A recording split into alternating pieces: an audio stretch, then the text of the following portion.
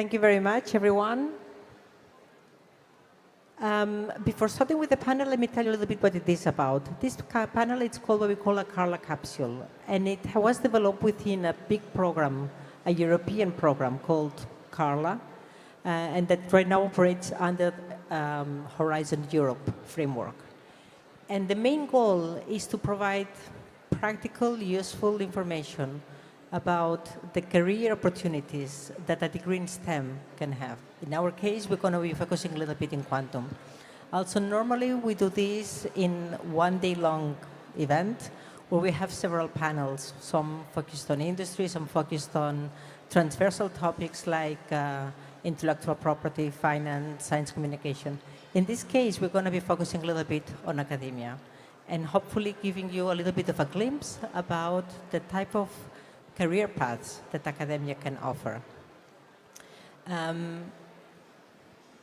We're going to be doing it in a Q&A format.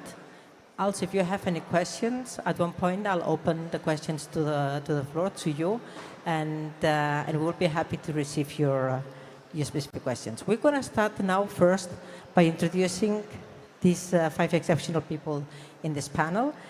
It's Aleksandra Sierant, who is a research fellow at ICFO, Barbara Piętka, professor at Faculty of Physics at the University of Warsaw, Dobrosława Bartoszek-Bober, research project manager and physicist at Nicolaus Copernicus University and Star Nova Empirica, Morgan Mitchell, a career professor of quantum optics at ICFO, and Verònica Ahufinger, head of academic affairs at ICFO.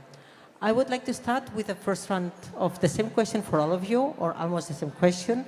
It's, can you introduce yourself? What do you do? And if you do research, in which field you do research? If you don't do research, what exactly you're doing? And how is it related to science? Aleksandra? Hello, everyone. My name is Aleksandra Sierant. I'm currently a research fellow at ICFO, which is basically a nice and fancy name for an old postdoc. So I did PhD in Kraków, here in Poland, with cold atoms. And then for my postdoc stay, I came to Barcelona, and I started working on quantum sensing. So what I do at ICFO is detecting magnetic signals that are very small and would be undetectable with other techniques. So we use quantum sensors that are based on atoms, and that's what I do now. Okay, thank you very much. Barbara? Yes, hello everyone. I'm a professor at the University of Warsaw, and I'm leading experimental group, and we are working at the intersection of semiconductors, optics, neuromorphic computing, and photonics. So we are building a photonic system that can process information. Architecture is built to mimic the neural network, so the functionality of single neurons and connection between them. And then we are designing the system to recognize quantum states and to really process any type of the information much more efficiently than the current system can do. Thank you so much. Dobrosława? Hello, my name is Dobrosława, and I worked in a single atom applications laboratory group at the Nicolaus Copernicus University in Toruń, in Poland. I also work in a university company which was created to help researchers commercialize their research. It's called Startowa. And also my supervisor launched a spin-off company a few months ago, so I joined the team.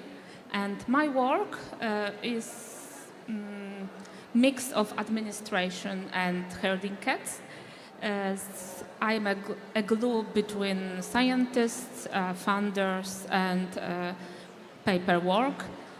So I helped the group with writing grant applications, handling the budget, the paperwork, and support administrative tasks like orders, contracts, and employment. Yeah, and that's my work now. Thank you very much. Morgan? Okay, so I'm Morgan Mitchell, and I'm the leader of the Atomic Quantum Optics Group at the Institute of Photonic Sciences.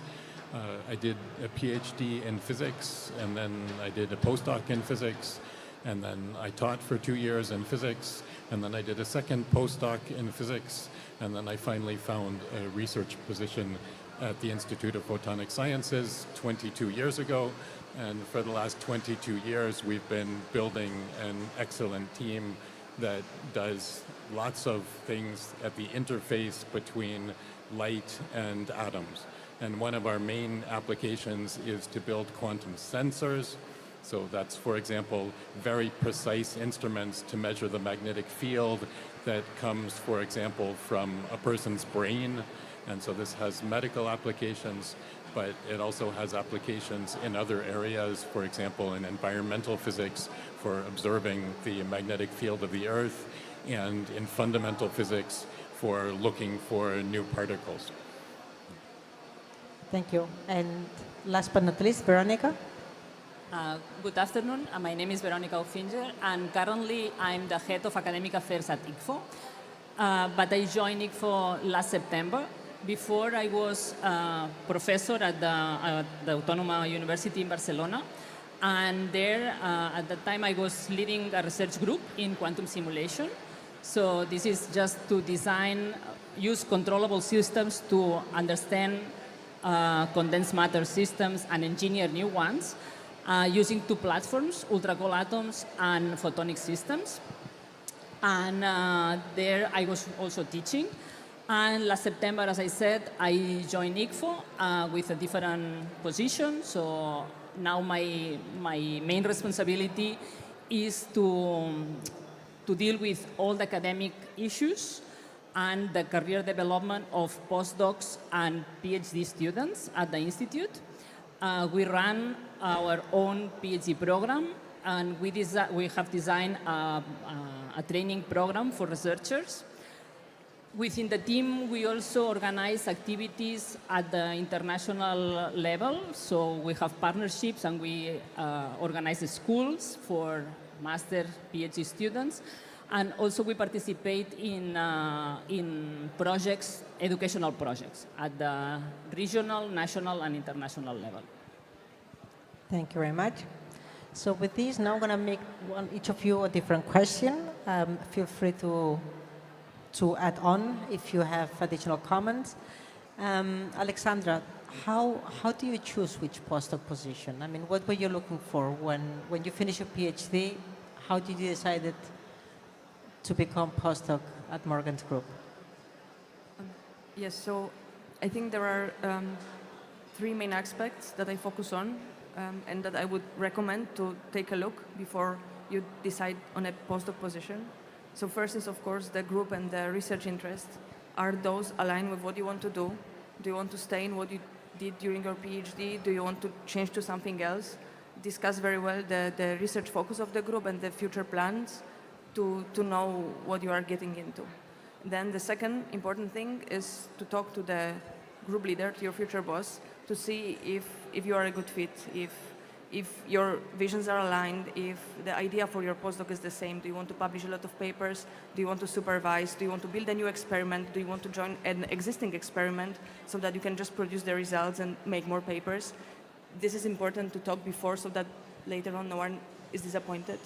And the third, I would say, meet the group, meet the team, to see again if this is something you will be comfortable with, because these are the people you will be working with or maybe supervising for the next couple of years.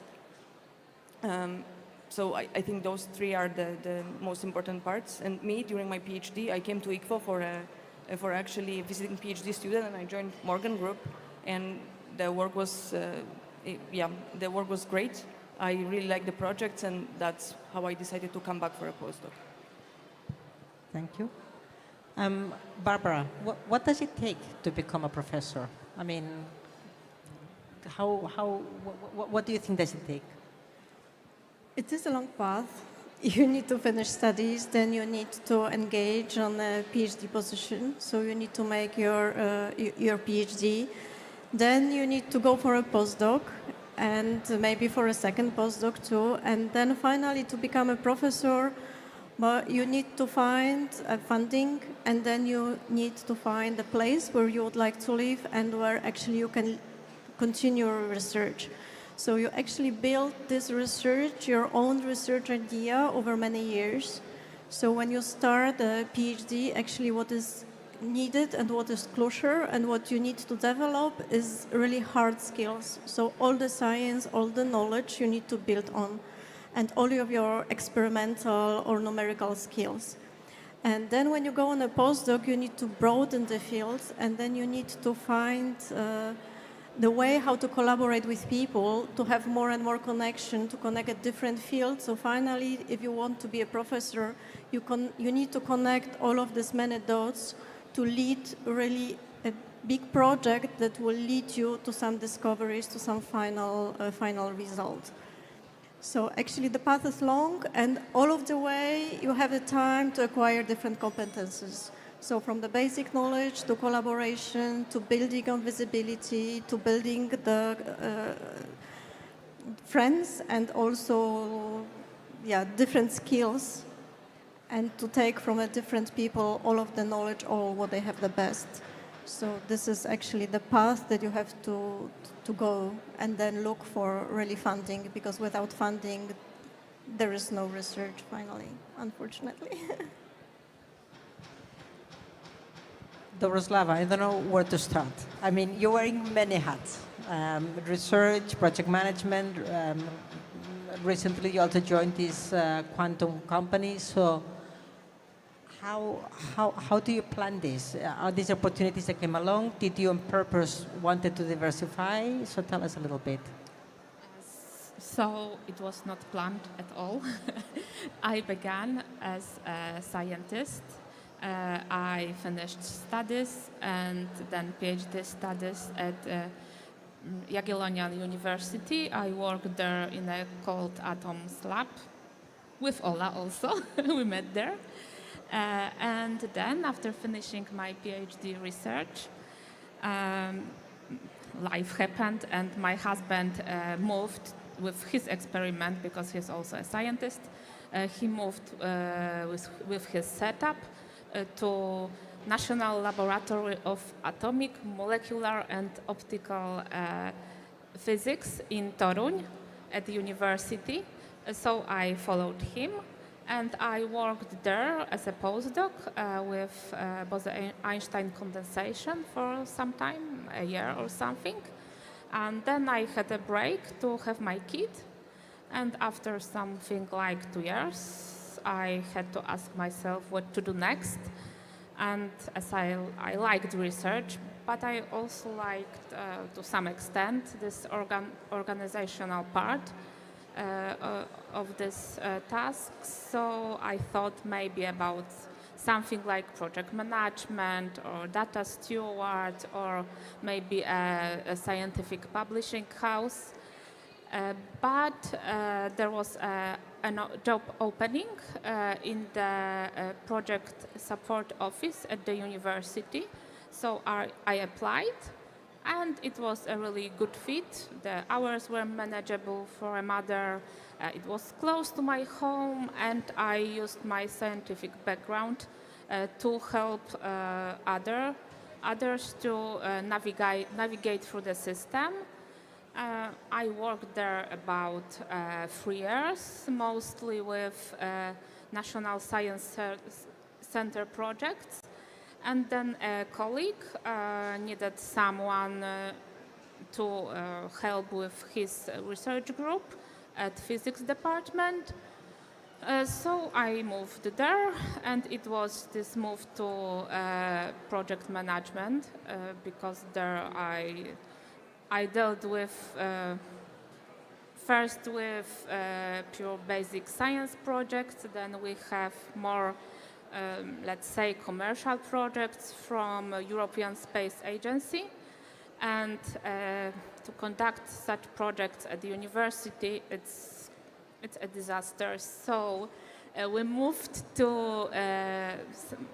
with some of the projects, with new ones, to Startowa, this university company for commercialization. It's easier than with applied science. And as I already said, my boss launched this spin-off Empirica with dealing with quantum systems, quantum networks, and I joined this group too. But it's still the one group of people. Of course, we are growing, and we have more and more projects. There is also a second project manager, and we will seek for another one. So it's getting bigger. So to sum up, it was not planned at all. I just aligned with the opportunities I had in my life. Thank you. I think it's a very good example of this, that sometimes and often one doesn't plan things. It's also a little bit what life presents you. Morgan, you've been a couple of times around the block. What has changed in the quantum field since you started, and what makes you tick? What excites you of where it's heading? Okay, so this is a great question for me. I started working on quantum technologies in 1993 in my PhD. So that's 1 year before Shor's algorithm, and Shor's algorithm is the algorithm that got everyone excited about quantum computing. And so I've been watching this field grow for my entire career, essentially. I could probably give a 40-minute talk about how quantum technologies have changed. But I think from the perspective of people who are thinking about it for employment, then it's clear that there was a first phase when the work was being done mostly in universities or research centers, and academic opportunities were the opportunities that you could find. When I started at ICFO, which is now 20 years ago, there were 2 companies that were doing quantum technologies, and one of them was doing quantum computing in Canada, and the other one was doing quantum communications in Switzerland. And still most of us academics thought the opportunities here are in the academic area, or maybe you go to a government research laboratory, but it's research for now. And then that changed about 10 years later, and it became possible to start up companies for a variety of different technologies. And if you had something that was very demanding, like quantum computing, you could get a lot of money for it. If you had something that was less demanding, like quantum sensing, then you could get less money, but still enough to do the things that you wanted. And suddenly, it seemed like most research groups were starting companies, and some of them starting multiple companies. And the students graduating from my group, whereas 10 years before, they would be looking at academic positions or going to some traditional industry like laser physics or going into banking or things like that. Now they could leave academics, go to industry, but it would be quantum industry that built upon what they had done as students. So that's a huge change that we've seen. And now, as we've heard in some other talks earlier today, the quantum industry is getting big enough that it also needs people that don't have PhDs. It needs people to fill in a lot of other roles that require some knowledge of quantum, but don't necessarily need the full PhD level. Okay, interesting. Verònica, you were already a full professor at the university. Why this change? You didn't want to do more research, or what does academic affairs bring you that makes you feel it's worth the change? Well, when I was a professor at the university, as I said before, I did research, I was teaching also, but I was also involved in some management positions. So I was a coordinator of the physics degree and vice dean of students. And I found these positions very rewarding, especially the mentoring part, and also the opportunity that brings you to define strategies to support and help the career development of students. And at a certain moment, the position at ICFO was open, and then it was just to focus on this kind of job, no? And I just went for it. So I just embraced this opportunity, and I was very fortunate to get the position. And I think that the main motivation for me was the change and to have a new challenge. I had been at the university for 20 years, and I think that change brings you new opportunities, fresh perspectives, and a way of growth. No? And I just took this chance to change, and well, I'm trying to do my best in my new position now. Okay. So if anyone has a question, please raise your hand and we'll give you the microphone. Meanwhile, I'll continue with my own questions. Maybe I can add. I would be happy to add something to what Morgan said. That actually, when we started the full story about the quantum, and everything was in academia, and now we start, and then we have now more and more companies growing. And also, I would like to say that actually there is almost no single project that you can do in academia without a company. So we need each other all the time, and really the startup or the companies in quantum are growing, and then we start to collaborate. So this is something amazing, and it has changed a lot. And this also, the change and the complexity, that if we would like to really build a well-developed system, like for example quantum computer or sensor or any type of the quantum communication, we need so many small pieces like materials, like optics, or like design, software engineering, and also project management. Without that, we cannot combine all of the pieces to build something like a real device and working system. So I would say that we really would like to build something big, and now so many competences are needed that we need to all collaborate, and this is sort of amazing now in quantum. Yeah, may I? So I would like also to add that, as you already mentioned, no, now there is a complete change of paradigm in education also in quantum.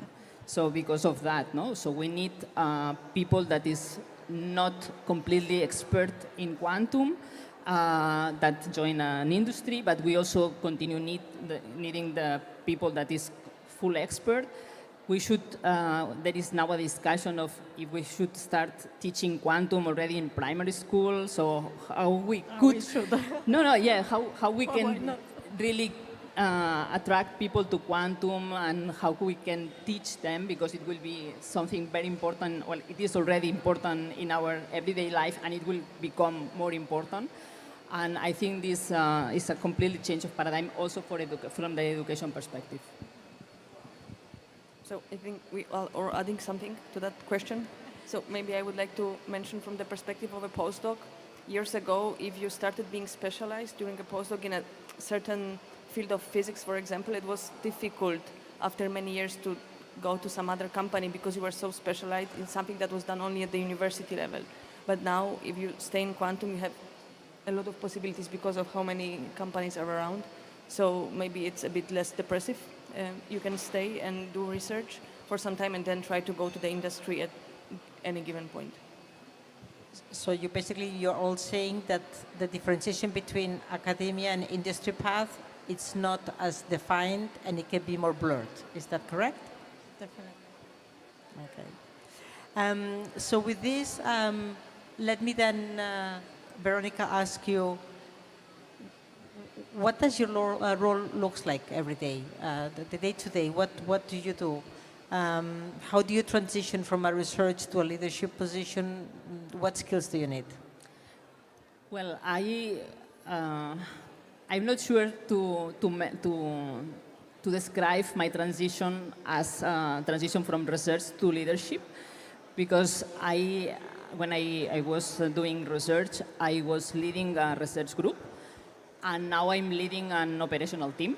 So it's true that the topics and the final goal is completely different from research and now, But I think the way to work is very similar, because what I try to do in my everyday life is regarding this leadership, is to give my team, the members of the team, enough freedom and space to grow, but making them know that I'm there to support if needed, and also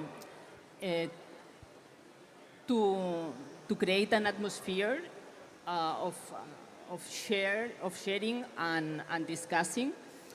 And I think the dynamics of the work, in my case, is the same as in the research environment, but of course with a different goal. No? Morgan, what do you look for when you add people to your team? Do you look at their curricula, at the grades, at their, I don't know, what do you look for? When I'm selecting students and postdocs, yeah, I guess the first thing is I want the person to be good at what they do. And so I read letters of recommendation, I interview the person looking for something that they've done, which they've done well. And it doesn't have to be exactly what I want them to do as they go forward. It's more important that someone has the ability and the drive to complete a project, to get good results from a project, than that they have a particular skill set at the beginning. This is especially important for the PhD students because the PhD is long, and so the ability to learn is more important than the starting point of what they know. And then I would like people who I think are motivated by the right things for the task that they're going to have. And so if someone is going to be, so one of the things that we do is we make sensors. Sensors are specific to particular applications. They have nice applications, for example, in biomedical area. And if someone comes to me and says, I'm good at physics, but I would like it to have some application, then that person's motivation fits very well with the topics. And if somebody comes to me and they say, I've read that quantum computing is going to revolutionize the world and I want to build the best quantum computer, then I say, well, you might decide to work on quantum sensors, but it doesn't sound like your motivation fits very well the project if the project is to do the best that we can with a particular technology for a particular application. That's not so similar to I want to revolutionize the world. And so I try to find people who I think are going to be happy continuing to work on the projects that I have to offer them. Dobrosława, do you feel that your scientific knowledge helps you, for instance, in your role as project manager? What do you think, or are two different things, and project manager is more of a people or process-driven position? Yes, I think my background is my asset. For example, when I help my group members with preparing grant applications, with budgets, with all this, I did all of this for myself during my PhD. I had my own grant, so I'm prepared with such things. Of course, I also attended many courses from various grant institutions, the project management in Horizon Europe, some budgeting things in the European Space Agency, courses for data steward, and so it's important. But the second project manager at my group, Julia, she studied philosophy, and she's great with communication, team management and social media. So this technical background it's not really necessary. It helps with the content, but this people and organization and personal skills are also very important. Thank you. Barbara, I'm sure there are many rewarding aspects of being a professor. Which are those? But I'm also sure that there are like some underestimated challenges. And which are those? Definitely. So the most amazing thing is working with people, with young people, and with all of these ideas. So we come up with the idea, and then we really think over time, and sometimes it takes years to really see that this idea is worth to pursue, and finally that we can really build some device, for example, or the working system. So putting all of these pieces together, and then finally there is this moment that you see that works. And then you feel so like happy, confident, and really the such effort that you put into developing the idea, and then finally making experiments and investigate it more and more and more, because then there are more questions on the way that you have at the beginning. So this is really rewarding, to see the final device working, or the final work completed, master thesis completed, PhD completed. This is so amazing, because each of these pieces add additional to the science and to understanding of the world. So this is like the most rewarding and what is really keeping us working. And there are, of course, lots of challenges. So there are so many things that can fail on the way. So material can be imperfect, and then you have to make a new fabrication and new technology. You need to rethink the design. And sometimes this is like a really tedious work. And sometimes your papers got rejected, and you need to find strength to correct and to go forward. And there's also a lot with administration, yes, that you need to deal with even the purchase of some equipment or some materials. It is also like tiring. But anyway, when you see the final goal, you really know that you can go forward. Yeah? So you need this motivation and the vision at the end. You know that if you put enough effort, you will really achieve that. So this is amazing. Alexandra, as a postdoc or research fellow, you also have probably challenges. What are honestly the challenges in general? The work-life balance, job uncertainty, because usually these are like short positions, funding. Yes, so the uncertainty, for sure, uncertainty. I have a kid also, so there is this issue of many body problems are complicated problems to solve.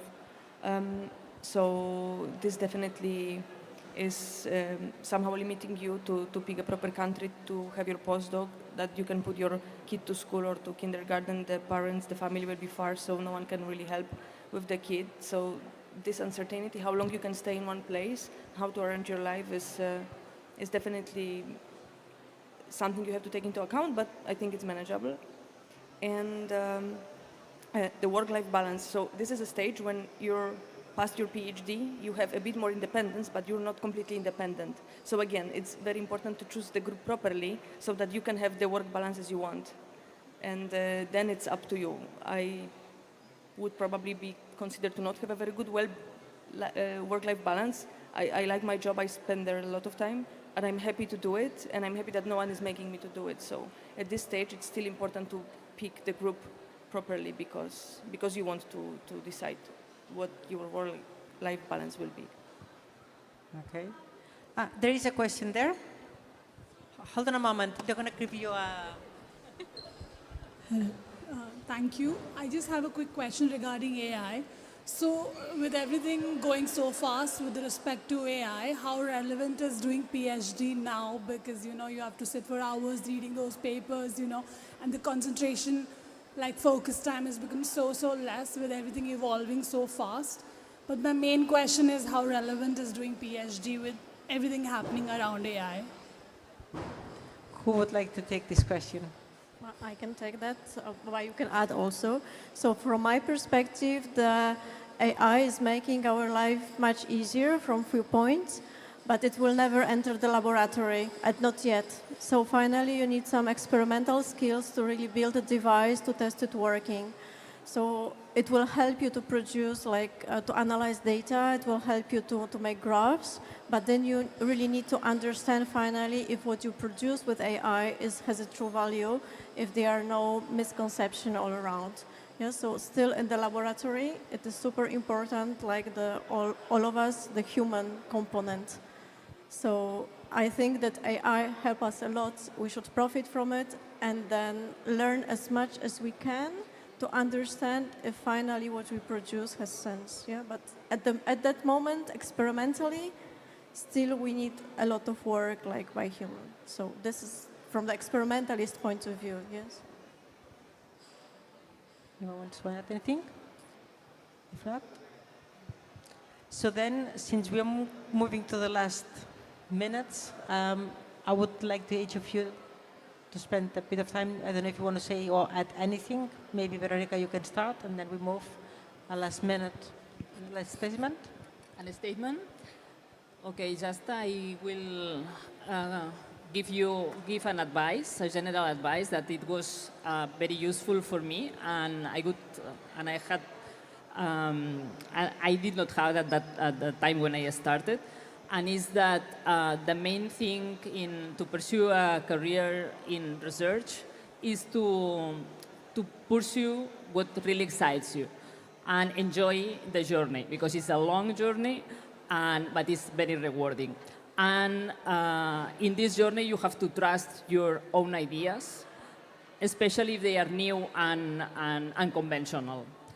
And the last thing is to build a network that supports you and that challenges you. So these are my advices. Okay. Morgan?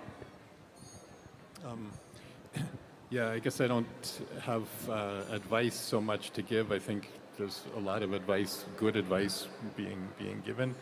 I just want to say this event, a gathering this large of women in technology, is something that I would not have thought possible when I started. When I started, I was very lucky, and in my undergraduate, I had good women mentors.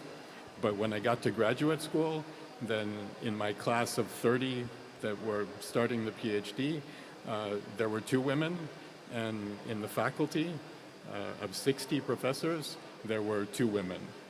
And this has completely changed. So in technology and physics, and it's really amazing to see this gathering and this much energy around women in technology.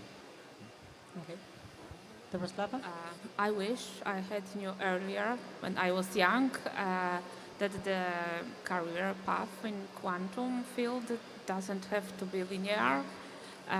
The quantum ecosystem and the world itself is changing so quickly that you don't have to stress about your career path. So just stay adaptable, flexible, and trust that your skills will find right place. Great. Barbara? So I would like to say that actually the area of quantum, or in general about the deep tech, is so diverse that actually if you will find the thing that you are really amazed of, that you really like, that you think it is beautiful, and then you develop on top of that what is actually the most interesting for you, then you will definitely find a place where it will be needed. So yeah, look for the thing that you like the most, and then build knowledge. And then if you still don't know exactly, then just look more, talk to people, go to the internship, visit laboratories, visit companies, because people like to share knowledge. They like to share what they do. So like this, you can get knowledge what you like, But then even if you will see that actually there are parts that you don't like it, you will be aware about that too. So this is also a very important experience. So really look as long as it is needed for what is amazing for you. And last but not least, Aleksandra? Yeah, I agree with everything. Talk to people. Don't be afraid to stay in academia. Don't be afraid to leave academia. There is plenty of place in the quantum everywhere. And yeah, best of luck. Okay. Thank you very much. If you want to keep in touch, here is our contact information. Also, our ICFO colleague, Eva Vojotovic, is also here. If you need any information or would like to know more about ICFO, please let us know. Also, if you have any additional questions, the speakers are going to be staying around in the area and they will be happy to answer them one-on-one. Thank you very much.